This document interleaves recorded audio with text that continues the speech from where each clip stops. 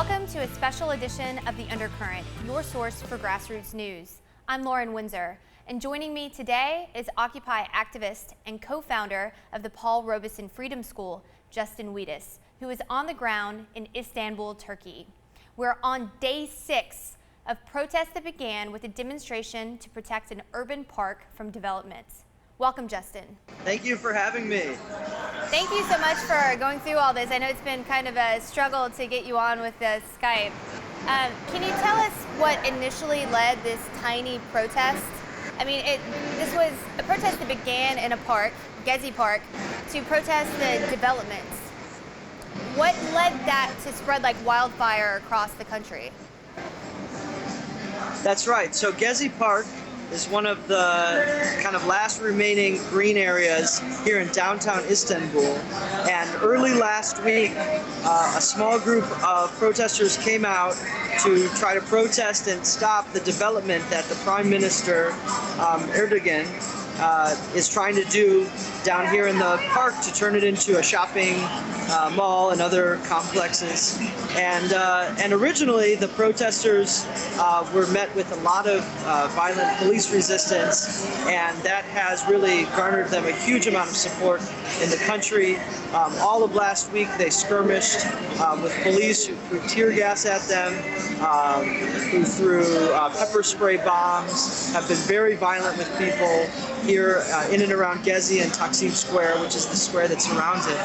And then just yesterday, after I arrived, the police seemed to have withdrawn in hopes that they wouldn't provoke any more support, but in fact their tactic backfired, and people have come out in droves yesterday and today by the tens of thousands to support people here in Taksim Square. And it's really grown beyond just a protest about the destruction of the park and its trees into a larger sort of referendum on the government and its overreaches all throughout Turkey, and it's expanded to many, many cities and many provinces of Turkey.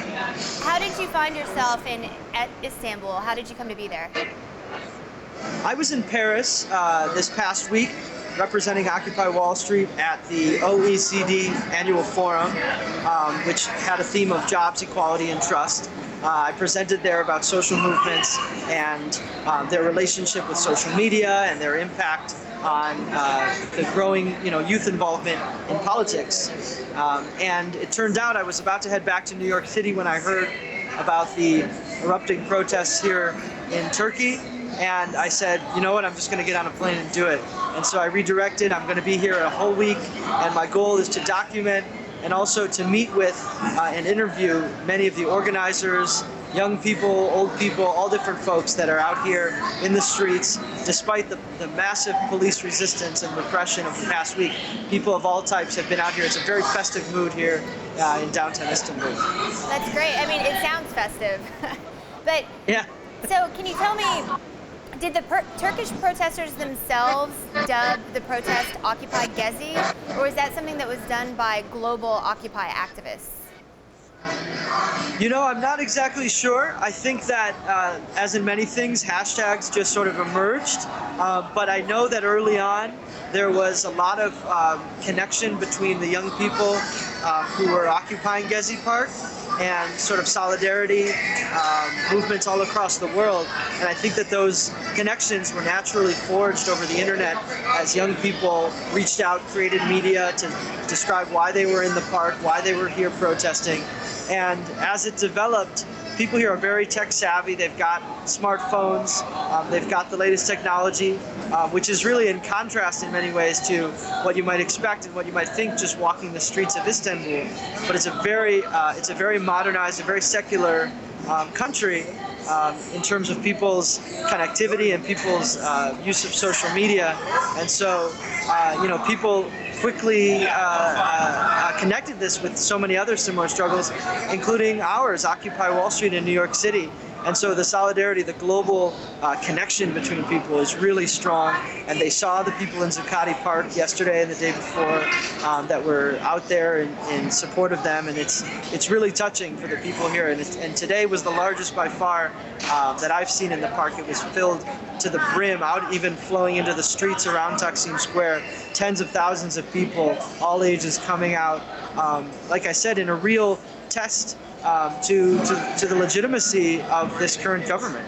Can you tell us about what you've witnessed personally? Have you witnessed the tear gas and the water cannons, the response from the Turkish military?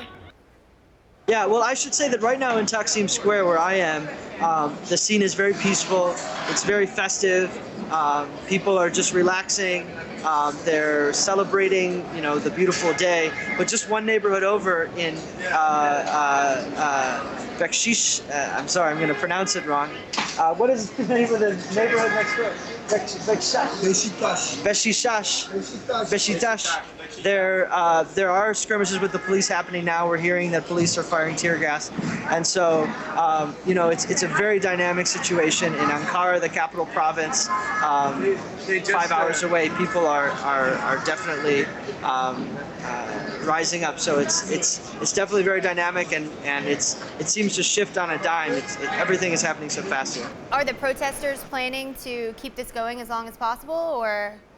Yeah, I mean today I saw tents in Gezi Park, which I hadn't seen the day before. So I do think that people are looking to the long term here. Although when you ask, nobody is quite sure what's going to happen. But they do say that the protests have brought in to being much more than just about the development, and are taking on a much more broad and populist language. They're talking about the false divides and dichotomies of secularism, nationalism, the different political parties, and people are really talking about one Turkey, one united Turkey, demanding dignity and respect in their lives. The Prime Minister was trying to impose a 10 p.m. Alcohol prohibition on people, which has been taken very negatively here, to say the least. And people just generally feel that the government is encroaching too far upon their freedoms, and they're showing it with their bodies in the streets here today. What's the economic condition like in Turkey? Is there high unemployment amongst youth that are participating in the protests? It's interesting because according to most people that I speak to, they seem to say that Turkey has been experiencing a pretty strong economy as of recently. Now, whether or not that has been seen across all economic classes, I can't say. But the sense is not so much coming from people's frustration with the government's economic policies, but more with their social policies, and with the recent overreaches, like I said. And it does feel that there are people that, political parties and other groups that have been silenced in the past. People speak about the May 1st protests here that were met with a bit more resistance than usual. Many different groups are finding their own supporters and their moment to rise up in this sort of broad uprising that's happening here. Would you like to introduce your friend? Yeah, that's right. So I have here Ali. Ali, come here for a second. Ali, am I right, is one of the original organizers. I'm going to let him speak for just a second. He was one of the original occupiers in Gezi Park, and he has been creating media and sharing with the world everything that's been happening, trying to get through the media blackout that has been affecting especially Turkish people who aren't able to hear about the protests in their own country. So, Ali, tell us about your experience in Gezi. What led you to start the protest, or at least start your participation in it? I heard first day, but I couldn't go there because I have to do some jobs. So I went there second day, and I started to making a video clip for 2 days shooting. After that, third day's morning, they attacked us, and we got away. Hold on, I heard you say they attacked us. Were you a victim of violence from the government? What? What happened? Did they attack you? Did the government attack you? Yes, they attacked with the tear gases, and people ran away, and then they reunite, but this time more crowded, more people.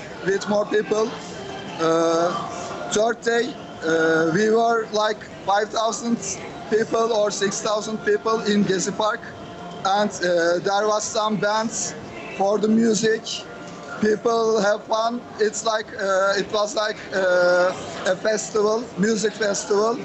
How many And, people? How many people would you estimate are there today on day 6? How many people are there now in the park today? How many people came? I don't know, hundreds, maybe hundreds. Do you have a good estimate that idea? today around noon in the park, I would estimate there are about 20,000 people. Yeah. 20,000 people? Yeah. What do you guys hope will happen as a result of these protests? We want to Tayyip's end of Tayyip. Resignation. They want the Yeah. resignation of the prime minister. Yes. Tayyip. So the resignation of Erdogan? Yes. On what premise, though? He is a fascist. He talks about democracy, but he just talks. He doesn't like democracy at all. He is So just. I'm sorry, you said that he's a fascist? Yes. He is really fascist, and he is Islamo-capitalist. Justin, do you have some clear examples of what he's talking about as far as Erdogan promoting fascist For policies? example, Yeah. You have an example? don't you see that tear gases Yeah, against the? He mentions the police violence, but even before this, Yeah. we should say that in the months before this, the Erdogan administration has been trying to clamp down on many different freedoms. They've reportedly been trying to clamp down on abortions, He women's bans- rights, and also, like I said before, on the consumption of alcohol after 10 p.m., Yes. which has been particularly But this was prior to the riot in the park, in Gezi Park. That's right, and people are speaking a lot about maintaining the secular nature of the government. Even though a large percentage of Turkish people are Muslims, whether they practice or not, they do seem to want, especially in Istanbul, a secular government, a secular country. But so the government, Yeah. though, is trying to institute more There are religious large- fundamentalist policies? In There terms are of no- like the abortions, the alcohol, they're trying to combine Yeah. church and state? Yes. Yeah, the people are really demanding that Turkey remain a secular state and that these freedoms continue to exist for people, and that the Erdogan government not infringe upon people's basic freedoms. Both of you, please stay safe. Regardless of the festive move, it's still a very dangerous situation. And I hope that we'll hear from you again soon. Thanks for watching. I'm Lauren Windsor. Get pulled in to the undercurrent. Throw down your guns, you killer. Oh, what's it like to pull your